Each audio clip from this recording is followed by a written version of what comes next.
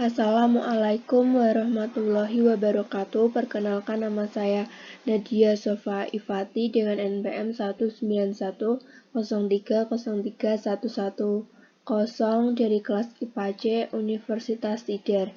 Di sini saya akan menjelaskan mengenai LKPD atau lembar kerja peserta didik dengan materi pengukuran besaran panjang berbasis guided inquiry.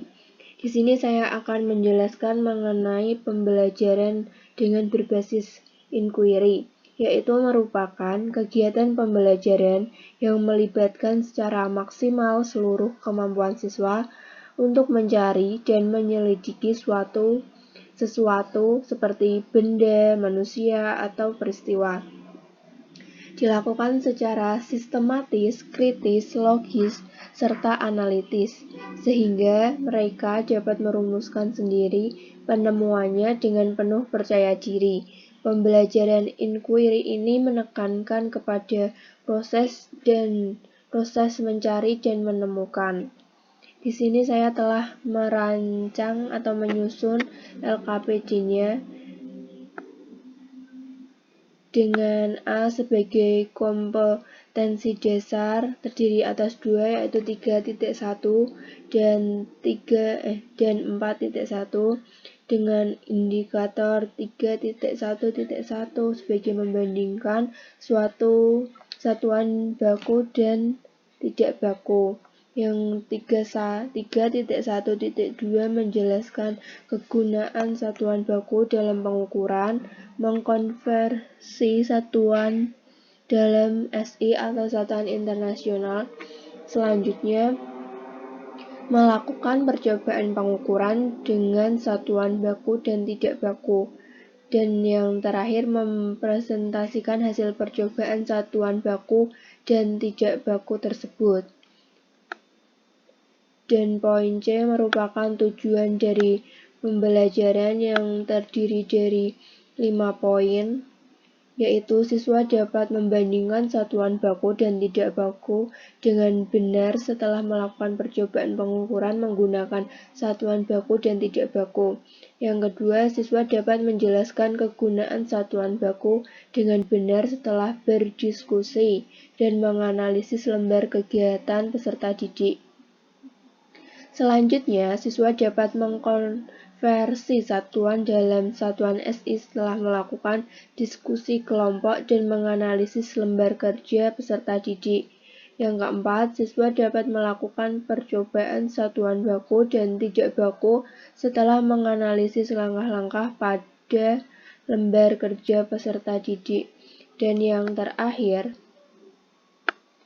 siswa dapat membuat laporan percobaan pengukuran satuan baku dan tidak baku setelah kegiatan praktikum dilakukan. Poin D atau poin keempat yaitu terdiri atas materi. Di sini saya telah memberikan pengertian atas pengukuran dan ada tabel pengukuran pokok dan dalam satuan sistem MKS. Yang E terdapat permasalahan, yaitu mengapa tukang jahit menggunakan meteran untuk mengukur bahan daripada menggunakan jengkal tangannya. Apakah terdapat perbedaan mengukur dengan menggunakan kedua alat tersebut?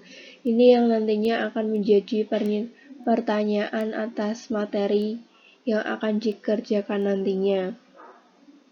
Poin F terdiri atas alat dan bahan yang akan digunakan untuk praktikum.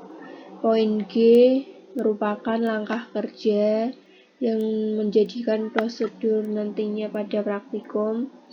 Dan pada poin H, ini merupakan hasil pengamatan atau tabel pengamatan setelah melakukan praktikum.